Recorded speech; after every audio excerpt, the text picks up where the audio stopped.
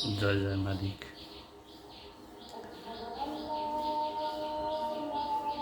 আপনাদের সুস্বাস্থ্য ও মঙ্গল কামনা করে আজকে একটা আলোচনা শুরু করছি। যে আলোচনাটা অনেক দীর্ঘায়িত হতে পারে, ধৈর্য সহকারে আপনাদের শোনার জন্য অনুরোধ রইল।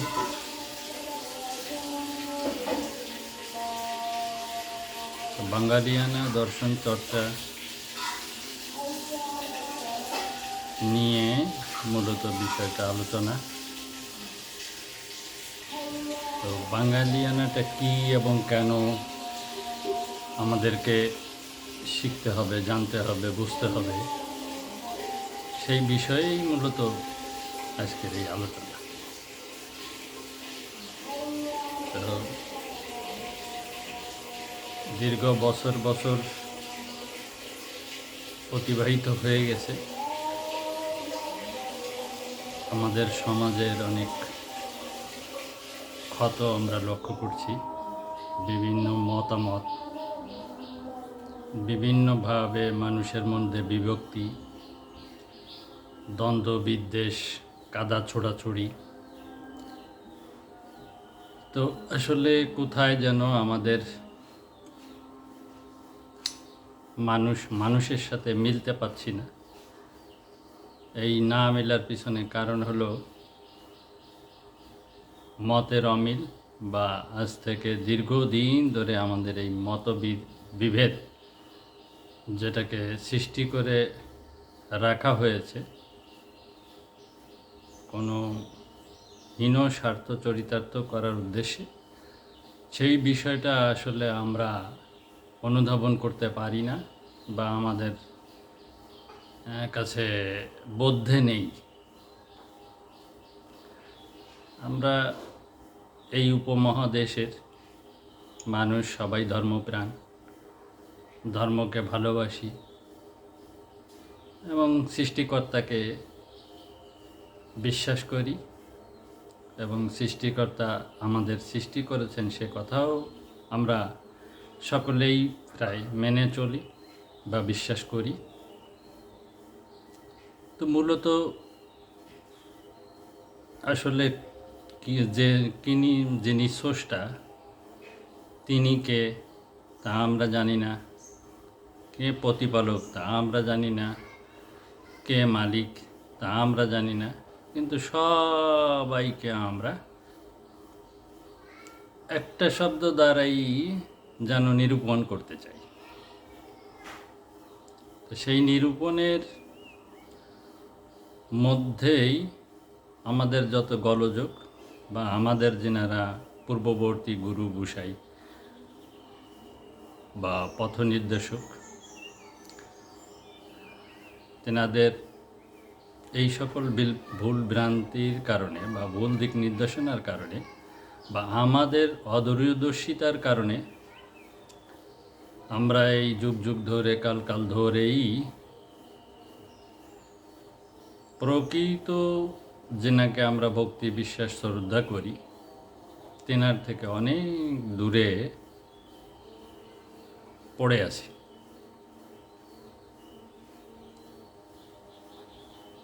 তো যে মূল বিষয়টা সেটা হলো যে আমি মানব জগতে এসে পড়েছি। আমাকে কেন এই মানব জগতে পাঠানো হলো, বা আমি কেন আসলাম, বা আমাকে এই ভূভাগে কেন প্রেরণ করা হলো, কি তিনার উদ্দেশ্য, বা আমারই এই আগমনের এখানে হেতুটা কি, এই সম্পর্কে আমাদের আসলে চিন্তাভাবনাই নেই। আমরা দেখা দেখি, শোনাশুনি, বা অন্যের মতকে প্রাধান্য দিয়ে, বা অন্যের কে দেখে, বা অন্যকে সমাজকে, এগুলো দেখে দেখেই আমরা মূলত সেগুলো পালন করি। আমাদের এই কখনোই বোধে আসে না যে আসলে আমরা মানুষ, কিন্তু আমাদের কেন এই সমাজে এই ধরনের বিভেদ বিপত্তি বা আমাদের ব্যক্তি জীবনে কেন এত অশান্তি, দুঃখ, দুর্দশা, হতাশা, বা কেন আমরা রোগা শোগা, বা কেন আমাদের এই আজকের এই অবস্থায় দিনাতিপাত চলছে, কোনো মানুষের সাথে কোনো মানুষের কোনো সুসম্পর্ক নাই, কোনো মানুষের সাথে কোনো মানুষের যোগাযোগ নাই, আত্মার বন্ধন নাই, আমরা কেন বিচ্ছিন্ন, এই কথাটা আসলে আমাদের ভাবনায় আসে না, বা আমরা ভাবতে চেষ্টা করি না। তো সেইখান থেকেই আমার ব্যক্তি জীবনে যখন এই বিষয়গুলোর সমাধান খুঁজতে চেষ্টা করি, তখন যেহেতু আমি মুসলিম পরিবারে জন্মগ্রহণ করেছি, সেই জন্মসূত্র ধরেই আমি মুসলিম। আর মুসলিমের দেখা দেখি যে প্রচলিত কায়দা কানুন, নিয়ম কানুন, এগুলো আমি মেনেছি। তো এগুলোর সঠিকতা এক জায়গা থেকে আরেক জায়গা যাওয়ার পরে সেইটা আর টেকেনি, সেই জায়গা থেকে যা আবার সঠিক বলে ধারণ করেছি সেটা আবার আরেক জায়গায় গেলে টিকেনি। মানে এই যে কারো মতের সাথে কারো মতের যখন মিল পাই নাই, তখনই আমার ভিতরে বিষয়টার উদ্বেগ ঘটে যে কেন এত মত পার্থক্য। একই মুসলিম সম্প্রদায়, এই মুসলিম সম্প্রদায়ের ভিতরে আজকে একটা ধারণ করলে কালকে আর একজন বলতেছে যে না, এটা সঠিক না, এইভাবে করেন, এইটা হলো সঠিক। আবার সেইটা ধারণ করলেন, আর এক জায়গায় গেলেন, সে বলতেছে না, এটা সঠিক না, এইটা ধারণ করেন, সেইটা সঠিক। তো এইভাবে করতে করতে করতে করতে দীর্ঘদিন অতিবাহিত হয়ে যাওয়ার পরে যা দেখলাম, তাতে কারোটাই সঠিক না, আমি বেঠিক। আমি যে তেনাদেরকে মেনে তেনাদের দেখানো কৌশল বা দেখানো পথ অবলম্বন করছি, সেটা কারো কাছেই গ্রহণযোগ্যতা পাচ্ছে না। এই না পাওয়ার কারণ কি? তখন মুসলিম সম্প্রদায়ের যে মূল ঐশী গ্রন্থ কোরআনের প্রতি আকর্ষিত হই। এখন কোরআনের প্রতি আকর্ষিত হতে যায় সেখানে অনেক বাধা বিপত্তি। এটা আরবিতে ছাড়া বাংলায় পড়া যাবে না, আর বাংলায় পড়লে সেটা কাপের মুরতাদ, অমুক তমুক ইত্যাদি ইত্যাদি হয়ে যেতে হবে, এরকমও মতামত।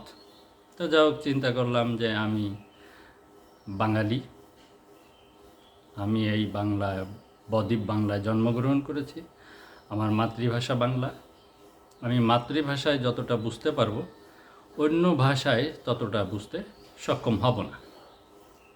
তো সেই দিক বিবেচনায় আমি যখন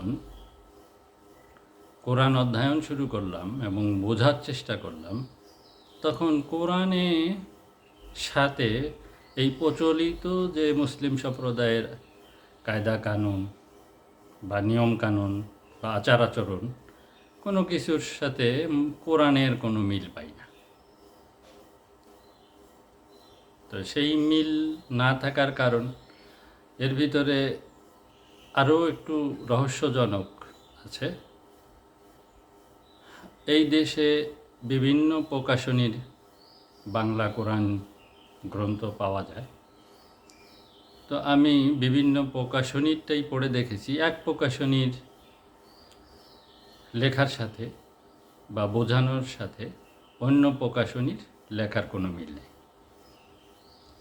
তো এইভাবে 4-5 প্রকাশনীর কোরআন আমি মিলিয়ে দেখেছি, কোনো প্রকাশনীর সাথে কোনো প্রকাশনীর কথার বা শব্দ চয়নে বা শব্দ অর্থে আমি মিল খুঁজে পাই না। তো সেসব অবধি সোলেমানিয়া বুক ডিপোর যে বাংলা কোরআন শরীফটা, ওই বাংলা কোরআন শরীফটা আমি অধ্যয়ন শুরু করি এবং বোঝার চেষ্টা করি। এটাকে মনে হয়, আমার কাছে মনে হয় যে সাবলীল সুন্দর এবং বোধগম্য। হুম, শব্দচয়নটা মোটামুটি একেবারেই খারাপ নয়। কোরআনের যা হওয়ার কথা সেই শব্দ চয়নগুলো ঠিক আছে মোটামুটি। তো আমি ওইটাকে সিলেক্ট করে ওইটাকেই অধ্যয়ন এবং চর্চা শুরু করি। সেই শুরু করার পর থেকে যখন বারংবার একটা বিষয়ে বুঝতে চাই, আমি ঠেকে যাই। তো ঠেকে যাই, সেই আয়াতগুলো একটু বলতেই হয়। যেমন, হে ইমানদারগণ,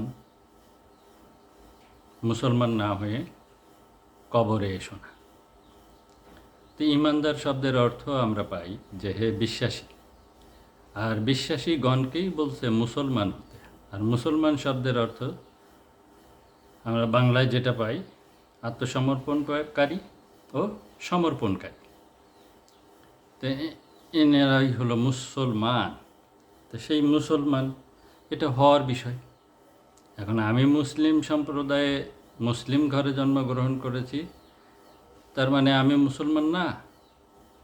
আমাকে মুসলমান হতে হবে।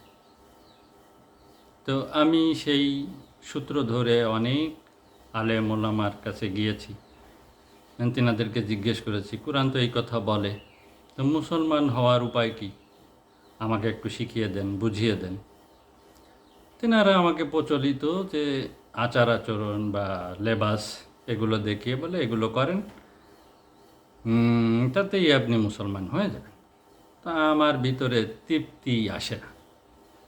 একজন থেকে আরেকজন, আরেকজন থেকে আরেকজন, এইভাবে ঘুরতে থাকি, বলতে থাকি বড় বড় আলেমদের কাছে। তেনারা আমাকে ওই একই সমাধান দেয়, সবাই গড়ে একই। তো সবাই ওখানে নিজেদের কৌশলটাও অবলম্বন করে। তো সেদিকে আমি আলোকপাত নাই বা করলাম। তো আমি বুঝতে যেখানে গিয়েছি সেখানে আমি ব্যর্থ হয়েছি এই নিয়ে।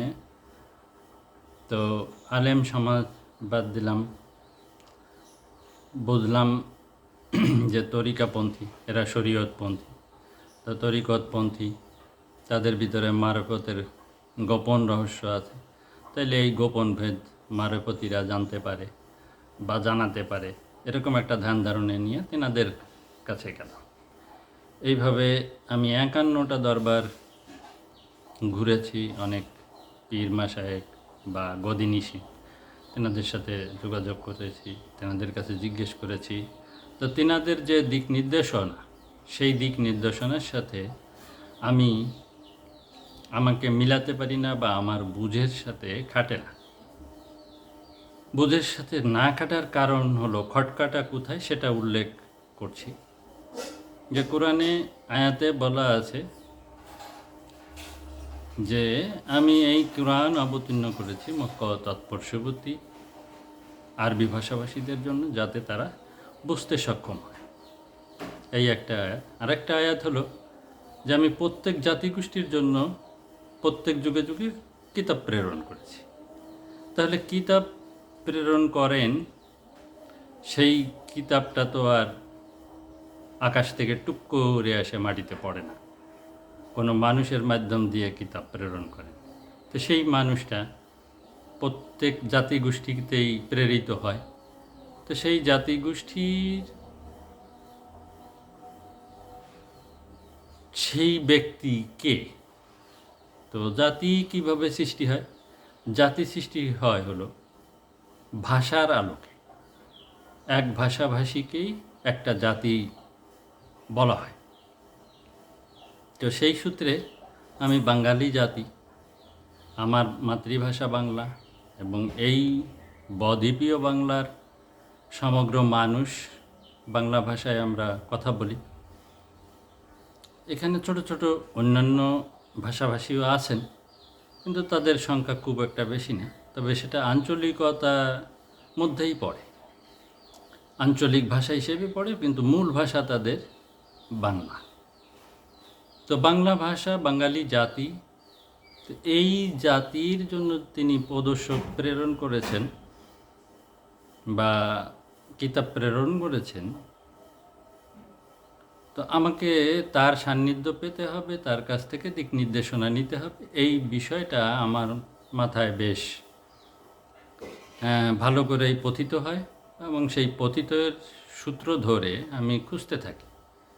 সারা বাংলার যত দরবার আছে তার ভিতরে 51টা দরবারে আমি গিয়েছি।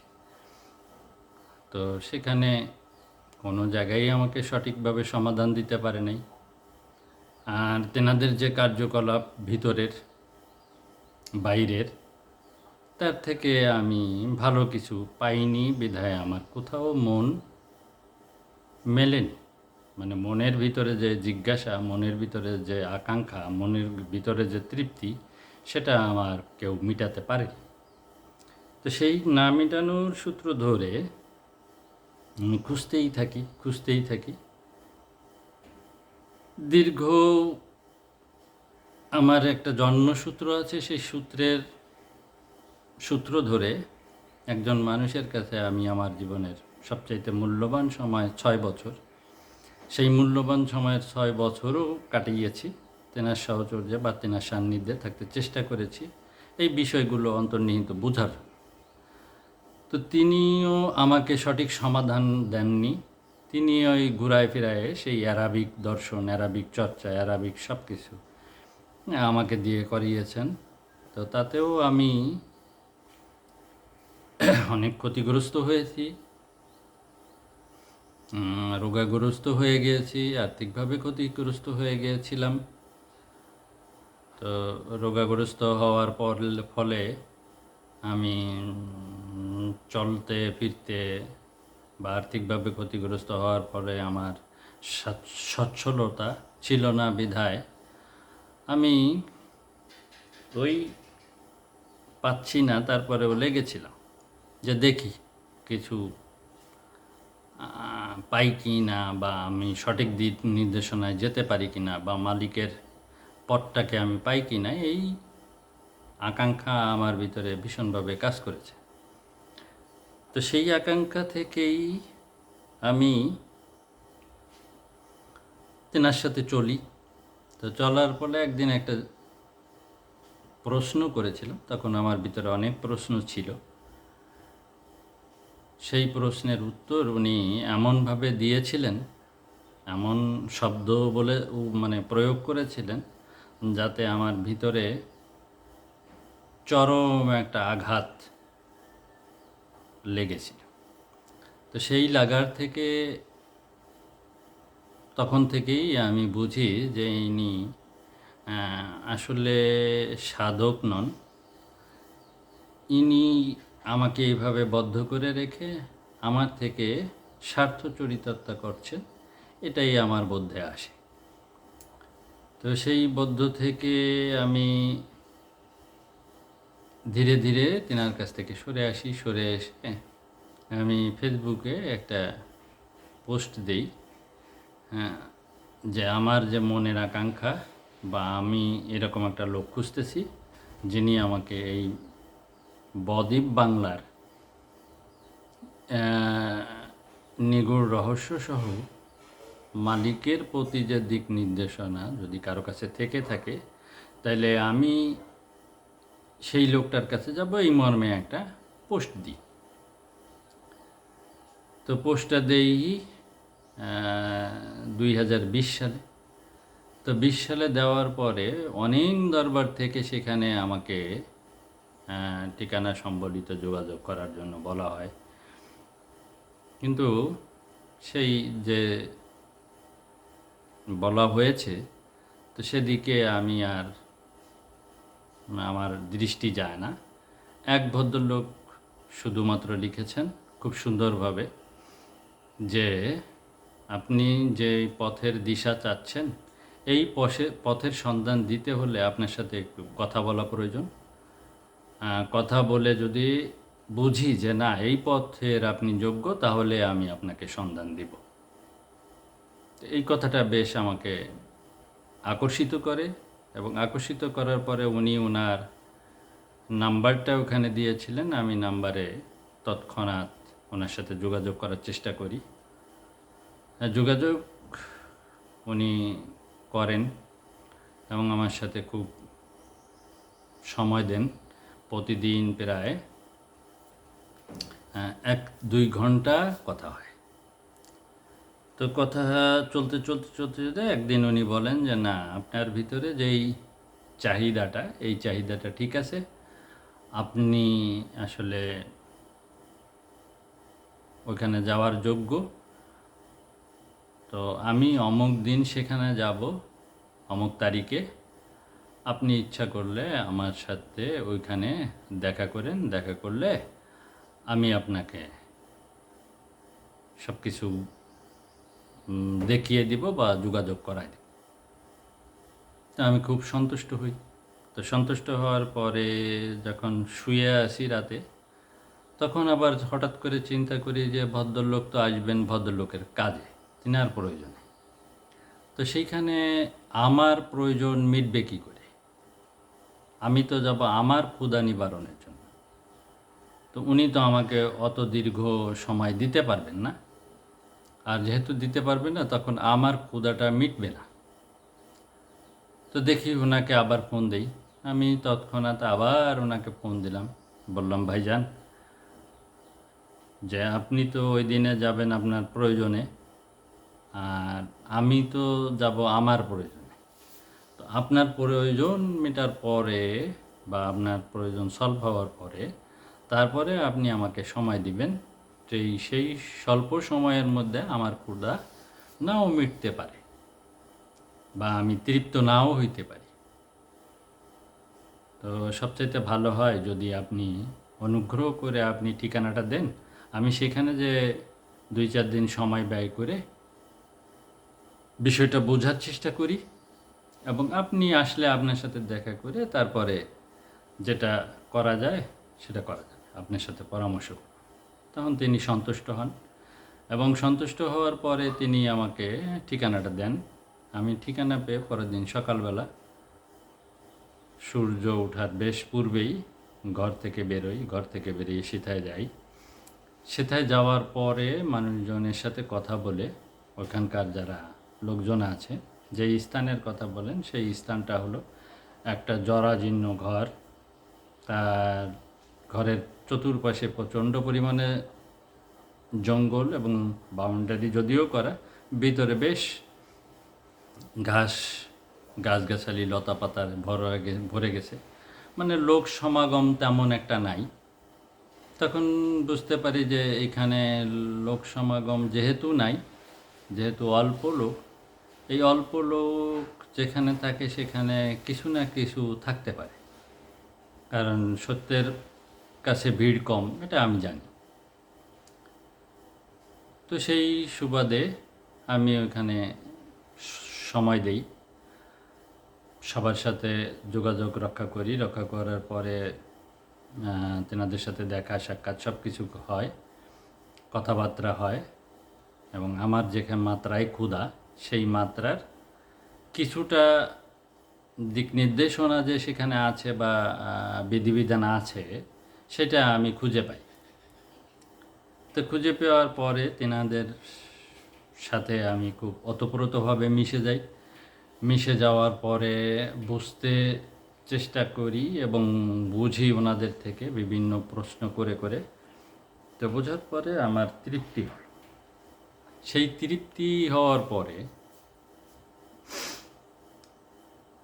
তৃপ্তিটা আসার পরে তখন চিন্তা করি যে তাহলে আমাকে শিখতে হবে। আমি একজন শিক্ষাগুরুর সান্নিধ্যে যাই। তো শিক্ষাগুরুর সান্নিধ্যে যাওয়ার পরে ওনার কিছুটা কথা বলতেই হয়। উনি খুব বেশি লম্বা মানুষ নয়, খাটো গোছের মানুষ। ওনার 4.5-5 ফিট উনি লম্বা, এরকমই। সঠিক মাপ তো আর মেপে দেখি নেই। শর্ট গোছের লোক, স্বাস্থ্যবাস্থ্য মোটামুটি, যে যুবক বয়সে যে ওনার থাকার কথা, দেহ খুব সুঠালো বা মজবুত, সেটা তার ছিল। কিন্তু এখন বার্ধক্যে এসে উনি রোগাগ্রস্ত হয়ে গেছেন, এবং তিনি সকালবেলা বেশ কয়েকটা ট্যাবলেট খান, এবং রাতের বেলাও বেশ কয়েকটা ট্যাবলেট উনি সেবন করেন। আহ, রোগাশোগা মানুষ, রোগাগ্রস্ত। প্রতি মাসে মাসে উনি ডাক্তারের কাছে শরণাপন্ন হন। তো সেই সুবাদে ওনাকে আমি যখনই যে বিষয়টা জিজ্ঞাসা করি, মানে প্রশ্ন করি, উনি দীর্ঘ সময় ধরে ওই প্রশ্নটা কিভাবে সমাধান দিবেন সেটা চিন্তা করেন, এবং সর্বশেষ উনি লালন দর্শন থেকে আমাকে সমাধান দেওয়ার চেষ্টা করেন। লালনের লেখা গানের উদ্ধৃতি দিয়ে বা লালনের বাণী দিয়ে উনি আমাকে সেই প্রশ্নের সমাধানগুলো করে দেন। তো ভালো এভাবে চলতে থাকে। তা চলতে চলতে আমি আগেই বলেছি যে আমি তখন বেশ কয়েকটা রোগের রুগী। আমি শারীরিকভাবে অনেক দুর্বল, আর্থিকভাবেও অসচ্ছল হয়ে গিয়েছিলাম। তো যা হোক, তারপরেও আমি লেগে থাকলাম। হঠাৎ করে একদিন ওনার কিছু কথায় আমাকে ভাবায় তোলে। তো সেই ভাবনা থেকে নিজের ভিতরে ভাবনা আসে যে আমি আসলে যেটা খুঁজতেছি, কারণ কোরআনে একটা আয়াত আছে যে তোমরা যদি আমার কথা বা আমার দিক নির্দেশনা অনুযায়ী চলো, আদেশ মানো এবং নিষেধ থেকে নিজেকে বিরত রাখো, তাহলে তোমাদের রোগ শোক বালা মুসিবত আসবে না। তো সেই কথার সূত্র ধরে যে আমি যদি ওনার সঠিক দিক নির্দেশনাই থাকি বা সঠিক আদেশ নিষেধ পালন করি, তাহলে আমার রোগ শোক থাকার কথা না। তাহলে আমার যিনি শিক্ষাগুরু, তিনি সঠিকভাবে চললে বা সঠিক পথে চললে বা সঠিক আইনের ভিতরে থাকলে তিনি তাহলে রোগাগ্রস্ত কেন? এই কেনটার সমাধান আমি ওনার কাছ থেকে পাইনি। উনি আমাকে এই কথায় সদুত্তরও দেননি বা দিতে পারেননি, হয়তো বা ওনার জানা ছিল না। তো তখন আমি আবার হতাশ হয়ে যাই। হতাশ হয়ে যাওয়ার পরে ওইখানে একটু বলার আছে, সেটা হলো যে আমি ওখানে 2021 সালের 15ই ফেব্রুয়ারিতে ওনার সে সান্নিধ্যে যাই। তো সান্নিধ্যে যাওয়ার পরে থেকে দীর্ঘদিন ওনার সাথে আমি সময় দেই, প্রায় 1 বছর। 2022 সালের শুরুর দিকে এই বিষয়টা আমার মাথায় আসে যে আমি রোগাগ্রস্ত, আমি সেটার থেকে মুক্তির জন্যই দৌড়াচ্ছি, যে মালিকের সেই সঠিক আদেশ নিষেধগুলো কী সেটা জানার জন্যই দৌড়াচ্ছি। তা আমি যেনাকে শিক্ষাগুরু মেনেছি, তিনি নিজেই রোগাগ্রস্ত, অথচ মালিক বলতেছেন যদি তোমরা আমার আদেশ সঠিকভাবে মানো এবং নিষেধগুলো থেকে বিরত থাকো, তাহলে তোমাদের রোগ শোক বালা মুসিবত আসবে না। এখন ওনার কথা তো মিথ্যা হতে পারে না। সেই সূত্র ধরে আমার তৃপ্তি হলো না। আমি খুব হতাশ হয়ে পড়লাম যে তাহলে তো আমার মুক্তির কোনো উপায় আমি দেখছি না বা আমি এখানে পাচ্ছি না। এর ভিতর দিয়ে যে আরও খুঁজবো, আরও দেখব বা আরও বিচরণ করব ভূমিতে, সেই শক্তি সামর্থ্য আমার দুটোর কোনোটাই থাকলো না। তখন আমি কর্ম করি এবং সেই কর্মের মাধ্যম দিয়ে আমি বললাম মালিকের কাছে যে মালিক, তোমাকে পাওয়ার জন্য, তোমাকে চেনার জন্য, তোমাকে জানার জন্য, তোমাকে বোঝার জন্য আমি যথেষ্ট দৌড়িয়েছি। তুমি নিজেই সেটা জানো, কতটুকু দৌড়িয়েছি না দৌড়িয়েছি তুমি ভালো জানো। তা আমি এখন আর পারছি না। তো এখন আমি যেহেতু পারছি না, সেহেতু তোমাকে খুঁজতে সক্ষম নই। আমি এই যে ঘরে বসলাম, তুমি তরাইলে তরাও, না তরাইলে না তরাও। তো সেই কথার থেকে পরে কর্ম করি, খাই দাই, ঘুমাই, এ পর্যন্ত। মানে আমি বাড়ির বাইর হই না। তো 1.5 মাস অতিবাহিত হতে চললো। এর ভিতরে হঠাৎ করে ধীরে ধীরে এক একটা বিষয় আমার কাছে পরিষ্কার হইতে শুরু করলো। আর পরিষ্কার হওয়ার সাথে সাথে সেটা ধারণে নিতে চেষ্টা নিলাম এবং ধারণ করলাম। ধারণ করার পরে থেকে ধীরে ধীরে আমার শরীরগত যেই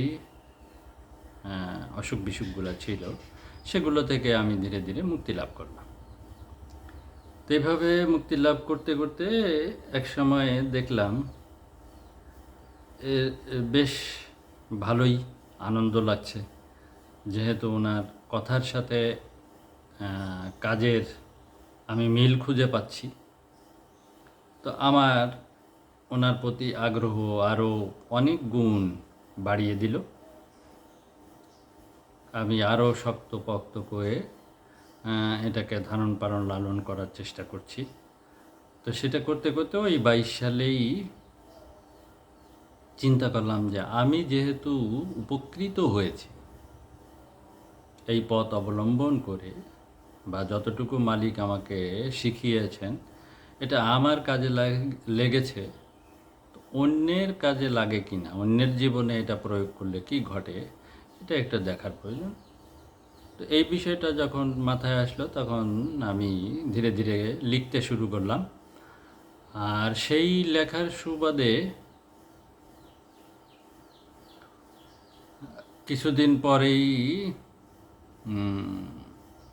কয়েকটা ছেলে পেলে আমার সাথে যোগাযোগ রক্ষা করে, আর রক্ষা করে তারা আমার কাছে আসে, আমার কাছ থেকে এই কথাগুলো শোনে।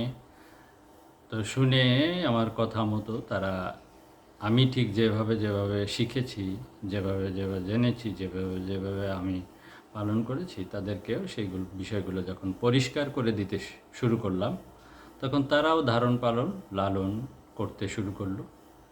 এবং তারা যে ফল দিল আমার চাইতেও তারা উত্তম, কারণ তাদের বয়স আমার থেকে অনেক কম ছিল তখন।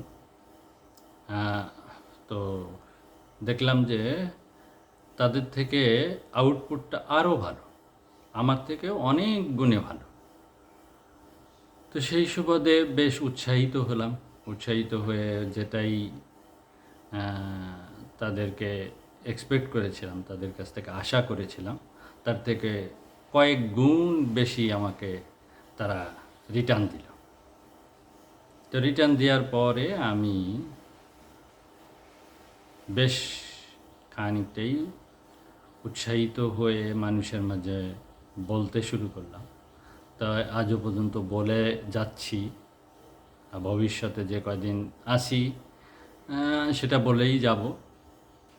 কারণ এটা আমি এই পথ বাঙালিয়ানা, এই বাঙালিয়ানা পথটা আমি যে আমার নিজের পৈতৃক সম্পত্তি না, যেহেতু এটা আমি খুঁজে মালিকের নিকট থেকে প্রাপ্ত হয়েছি, এটা আমি নিজে নিয়ে যে কবরে চলে গেলাম তাতে এই মালিকের সৃষ্টির কোনো কল্যাণ মঙ্গল হবে না। তো সেই সুবাদেই আমি এখনও আপনাদেরকে বলে যাচ্ছি, বলছি বা বোঝানোর চেষ্টা করছি। আপনারা সফল হলে আমার তো কোনো লস নেই, আপনারা যদি ভালো থাকেন আমার কোনো লস নেই, আপনারা যদি শান্তিতে থাকেন আমার কোনো লস নেই। তো সেই চিন্তা থেকে আজ যে আপনাদেরকে জ্বালাতন করি, আপনাদেরকে বলি, আপনাদেরকে বোঝাতে চেষ্টা করি।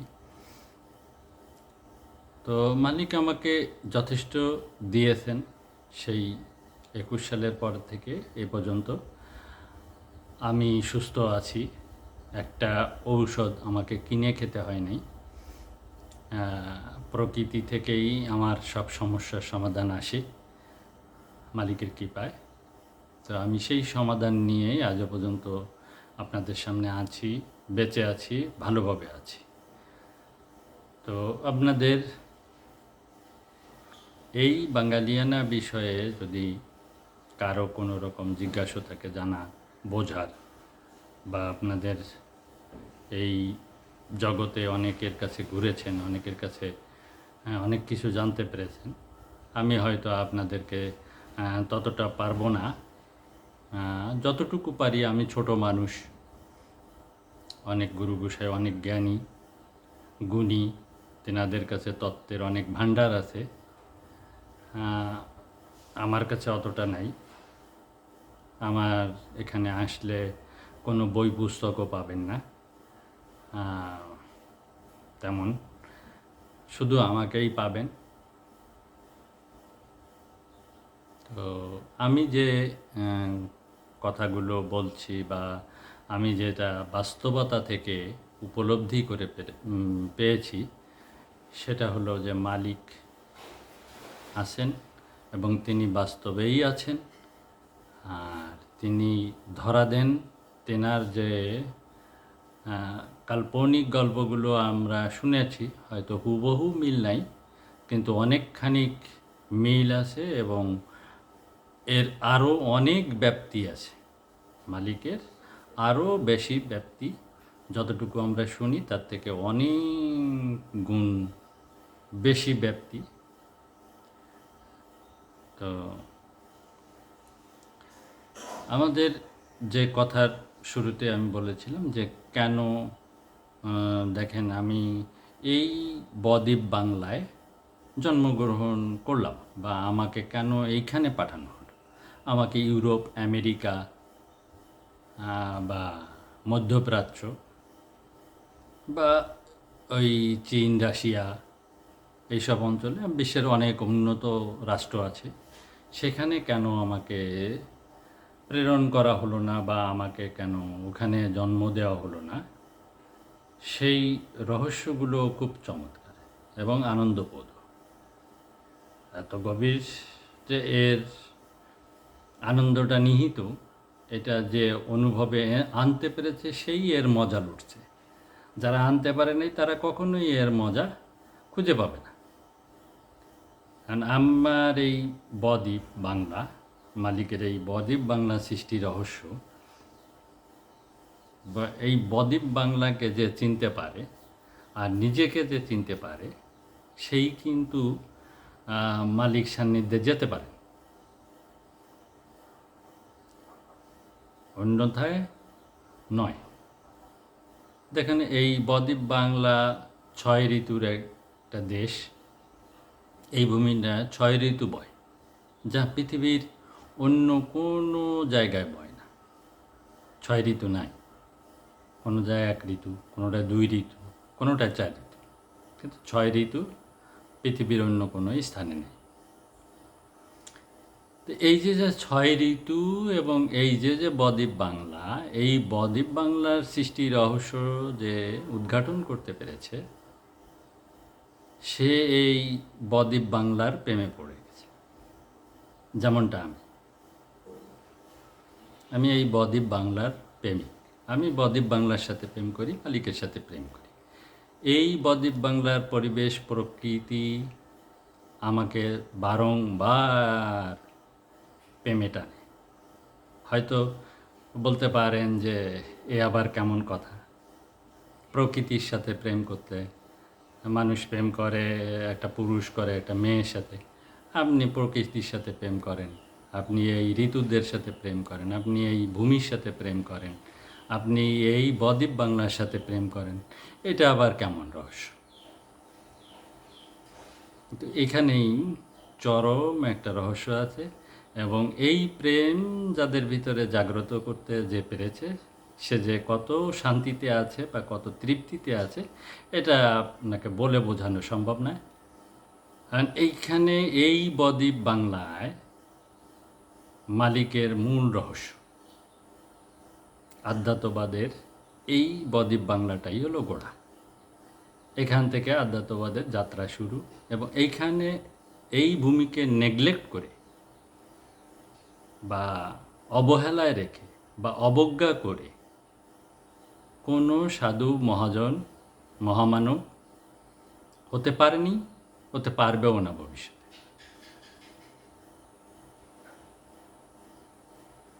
তো এবার তাহলে বুঝুন যে এই বদ্বীপ বাংলার ভূমির প্রকৃতি আবহাওয়ার কত মর্যাদা মালিকের নিকট এবং কত উন্নত।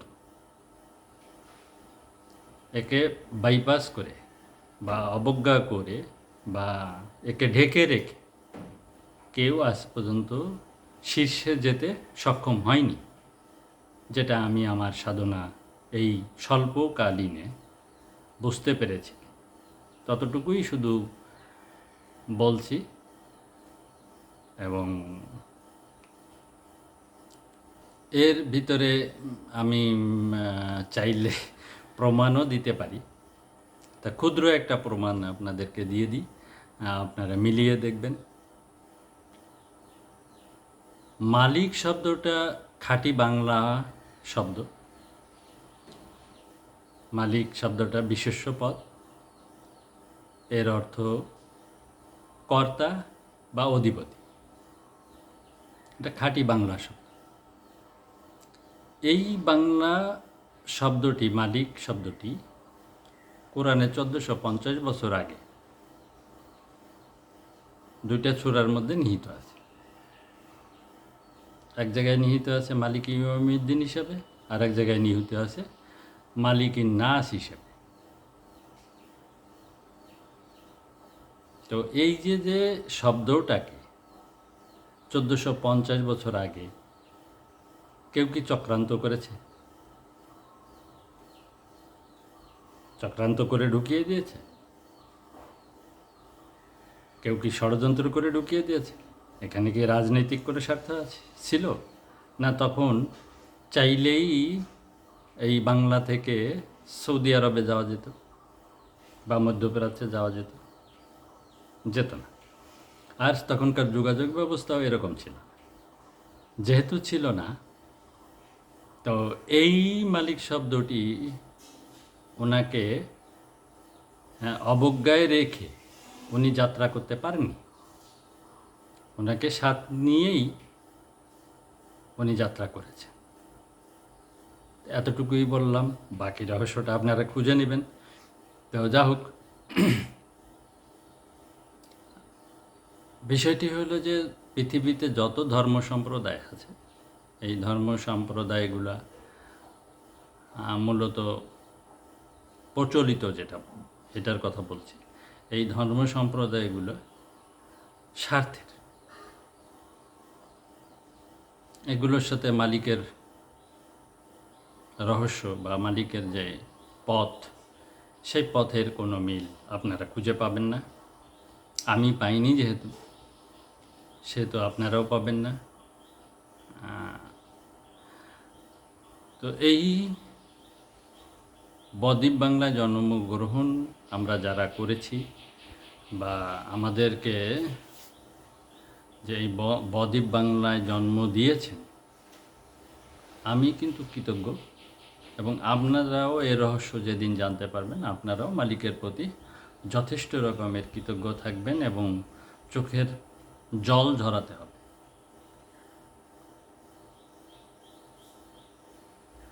যে কেন আমরা আগে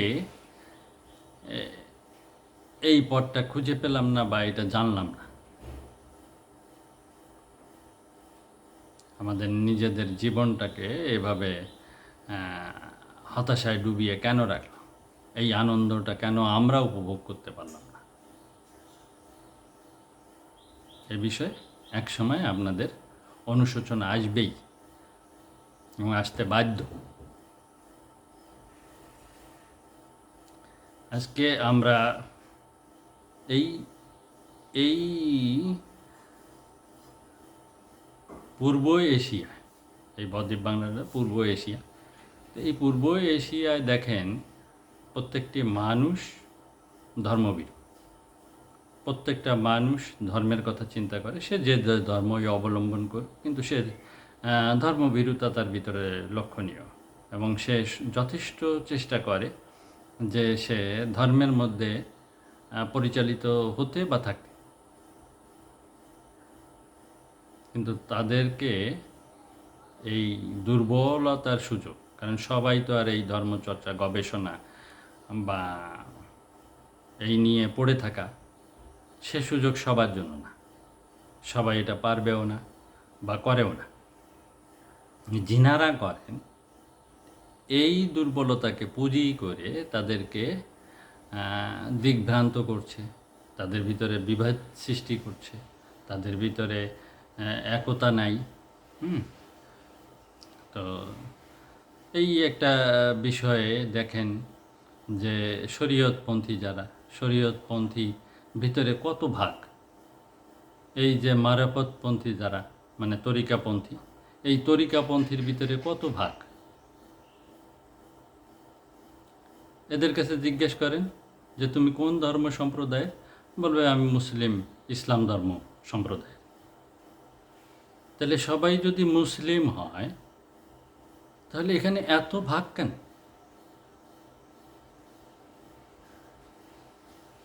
এত এত এত এত তরিকা কেন? কারণ কি? মালিক আমাদেরকে সৃষ্টি করেছেন, তাহলে মালিক যেহেতু একজন, দেখেন পৃথিবীতে 3 ধরনের মানুষ কিন্তু সৃষ্টি করেছে, একটা সাদা একটা কালো আর একটা বাদামি। তাহলে ধর্ম হওয়া উচিত ছিল হলো সাদা ধর্ম, কালো ধর্ম আর হলো বাদামি ধর্ম। মালিকের তরফ থেকে যদি ধর্ম আসতো, তাহলে মালিক যদি ধর্ম চাইতেন, তাহলে এই 3টা ধর্মের বাইরে তো ধর্ম হওয়ার কথা না, সাদা কালো বাদামি ছাড়া। আপনার নিজের বিবেককে একটু জিজ্ঞেস করুন, ক্ষতি নেই তো। তাহলে মালিক যিনি আমাকে সৃষ্টি করেছেন, আমি বাদামি, একজন সাদাকে সৃষ্টি করেছেন, তিনাকেও মালিক সৃষ্টি করেছেন, কালোকে যিনি সৃষ্টি করেছেন তিনিও সেই মালিকেরই সৃষ্টি। তাহলে আমাদের ভিতরে এত ধর্ম কেন? 450, কেউ বলেন 4500, এত ধর্ম থাকার তো কোনো কারণ নেই। এত দল থাকার, এত বিভেদ থাকার তো কোনো কারণ থাকতে পারে না, যেহেতু তিনি একজন। সবাই কিন্তু বলে যে স্রষ্টা একজন, তাহলে তিনি একজনই যদি হন, তিনি একক অধিপতি যদি হন, একক কর্তাই যদি হন, তাহলে কেন আমাদেরকে এত ধর্ম দিলেন, বা আমরা কেন এত ধর্ম পেলাম? এত বিভেদ বিভাজন আমাদের ভিতরে কেন? কেন এত মারামারি, কাটাকাটি, হানাহানি, এই নিয়ে যুদ্ধ বিগ্রহ? কেন? কেন এত দ্বন্দ্ব? কেন এত মতবিরোধ? এই প্রশ্নগুলো আপনাকে করতে হবে, করে সমাধানে আসতে হবে, বুঝতে হবে যে মালিক একজন, তিনার ধর্ম আলাদা আলাদা হতে পারে না, আর তিনার আইন ওই সাদা কালো বাদামি সবার জন্য এক আইন।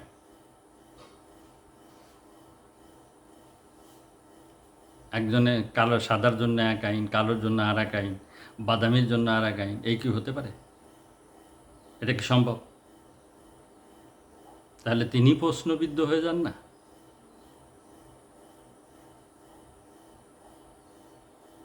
যেই কারণে আজকে দেখেন আমাদের সমাজে নাস্তিক মুক্তমনা সংখ্যা অনেক। তারা ঠিক এই প্রশ্নের জায়গাটা থেকেই তারা কিন্তু নাস্তিক, তারা কিন্তু মুক্তমনা। এই সমাজ তাকে ওই নাস্তিক হতে বাধ্য করেছে, এই সমাজ তাকে মুক্তমনা হতে বাধ্য করেছে, কারণ এই প্রশ্নের সমাধান তাকে কেউ দেয়নি, দিতে পারেনি। আর প্রশ্ন যখন আসে তখন তার উত্তরও তাকে সঠিকভাবে দিতে হবে, না হলে সে মানবে কেন? এখানে বিষয়টা হলো যে মালিক একজন, আমরা সৃষ্টি করেছেন মানুষ হিসেবে সবাইকে, আর ওই সাদা কালো বাদামি সবার জন্য আইনও এক, কর্মও এক, কোনো ভিন্নতা নেই। আমার জন্য বাদামি আমার জন্য এক ধরনের কর্ম, ওই কালোর জন্য এক ধরনের কর্ম, ওই সাদার জন্য আর এক ধরনের কর্ম, এরকমও না। সবার জন্য একই কর্ম, একই বিধান, একই আইন, সব কিছু এক। বিভেদ বিবেচনটা হলো আমাদের এই ধর্ম সম্প্রদায়ের মধ্যে, এবং তাও ধর্ম সম্প্রদায়ের মধ্যে কোথায়? যিনারা এই ধর্ম সম্প্রদায়ের নেতৃত্ব দানকারী,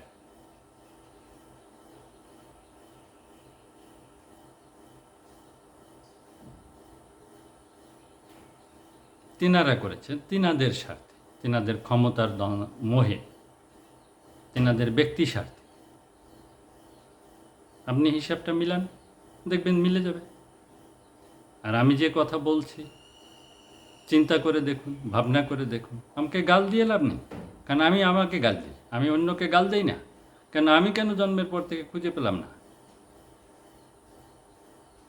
আমার খুঁজে পাওয়ার প্রয়োজন ছিল না?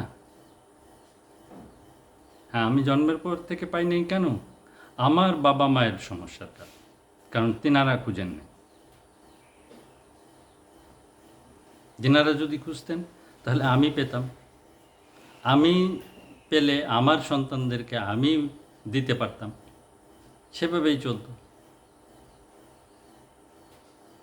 তো তিনারা যেহেতু খুঁজেন নাই, তিনারা আমাকে দিবেন কোথা থেকে? তিনারা যেহেতু পান নাই, তিনারা আমাকে দিবেন কোথা থেকে? আমাকে কষ্ট করে খুঁজে নিতে হয়েছে, সমাধানটা পেতে আমাকে কষ্ট করতে হয়েছে। তো এ কারণে গাল দিতে হলে আমাকে গাল দিতে হবে, নিজেকে। অন্যকে গাল দিয়ে কোনো সমাধান আসবে না।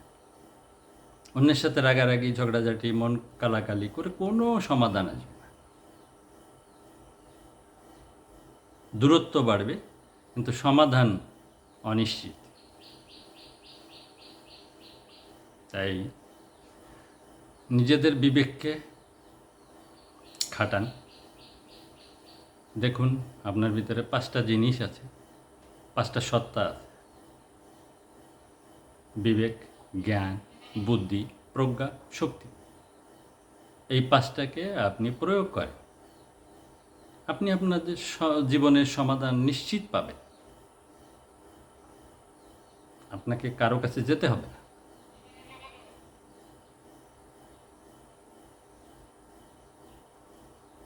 এখন যদি আপনি না খাটাতে পারেন বা বুঝতে সক্ষম না হন, তাহলে একজনকে আপনার লাগবে। আর আপনি যদি নিজের থেকেই বুঝেন, নিজের থেকে ধরতে পারেন, তাহলে আপনাকে কারো কাছে যেতে হবে। মালিকের আইন মানার জন্য একজনকে আপনার লাগবে, একজনকে মানতে হবে, তেনার কাছে আপনাকে সমর্পিত হতেই হবে। না হলে আপনি এই রহস্যের সমাধান পাবেন। কারণ যিনি জানেন, তিনি তো জেনেই বসে আছেন। তিনি তো স্বয়ং রাজাও না, সুলতান। তিনার তো আর প্রয়োজন নেই। হ্যাঁ, তিনি চান যে তিনি যে কষ্ট কষ্টে অর্জন করেছেন, সেই কষ্টটা অন্য কেউ না পাক। তার চাহিদা এতটুকের বেশি না। আপনাকে পেতে হলে আপনার তার সান্নিধ্যে যেতে হবে। তিনি পেয়ে সুলতান, ছোট কেন খাটো কিন্তু বিষয় না, তিনি সুলতান হয়ে আছেন। তিনি মালিক নৈকট্যপ্রাপ্ত, তিনি মালিক মনোনীত, যিনি এই প্রেমের স্বাদ আস্বাদন করছেন প্রতিনিয়ত, প্রতি পলে তার সাথে প্রেম চলছে, সে উপভোগ করছে, সে আনন্দে আছে, নিত্যানন্দে। তো এখন আপনি সেই নিত্যানন্দে থাকতে চাইলে তার সান্নিধ্যে যেতে হবে, তার কাছ থেকে নিতে হবে, তাকে মানতে হবে। এই হলো মালিকের বিধান, এর ব্যত্যয় নাই, এর ব্যত্যয় ঘটাইলে আপনার ভাগ্যে এই দর্শন জুটবে না। আমাদের সমাজে প্রচলিত অনেক তরিকা আছে, অনেক মতামত আছে, কিন্তু সেই মতামতগুলো আপনি খুঁজে দেখবেন এই বদ্বীপ বাংলার মতামতের সাথে কোনো মিল নেই।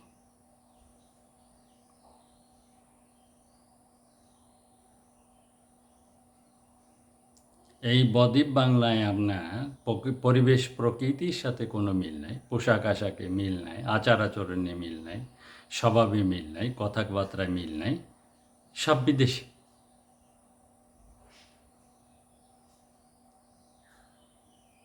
কেউ বলছে আমি বাংলাদেশি, কেউ বলছে আমি পশ্চিম বাংলার লোক, কেউ বলছে আমি বিহারের লোক, কেউ বলছে আমি উড়িষ্যার লোক, কেউ বলছে আমি সেভেন সিস্টার্সের লোক, কিন্তু তাদের পোশাক আশাক চাল চলন উঠা বসায় কখনো বাঙালি আনা তো দেখবেন না। আপনি লক্ষ্য নিলে দেখতে পারবেন যে তাদেরকে দেখা যাচ্ছে ব্রিটিশ তাদের পোশাক আশাকে, কাউকে দেখা যাচ্ছে সে